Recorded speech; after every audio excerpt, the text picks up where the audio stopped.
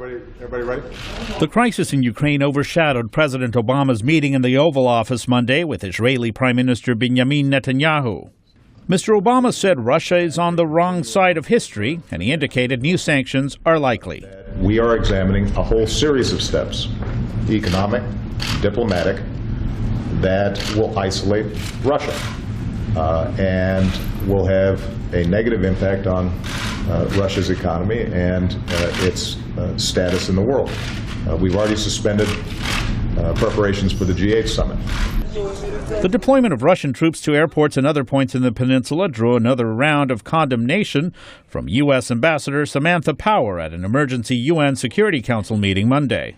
What is happening today is a dangerous military intervention in Ukraine. It is an act of aggression. It must stop. But stern words did little to change Russia's actions in the Crimea. Russian troops on Monday were said to be moving into the peninsula by ferry. The administration's failure to influence Moscow has sparked new criticism of the president's handling of international crises from political opponents, including Republican Senator John McCain. This is the ultimate result of a feckless foreign policy where nobody believes in America's strength anymore. At the same time, many here say going to war against Russia is an unlikely possibility. Ian Brzezinski is a former Assistant Deputy Secretary of Defense. Putin is looking for tangible actions. He has decided the West doesn't have the willpower necessary to really step up militarily.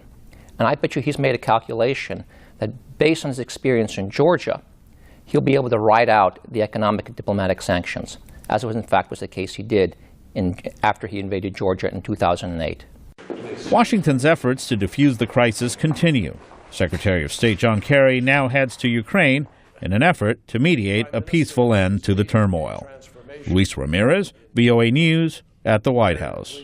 With the fact that they have continued their efforts to move towards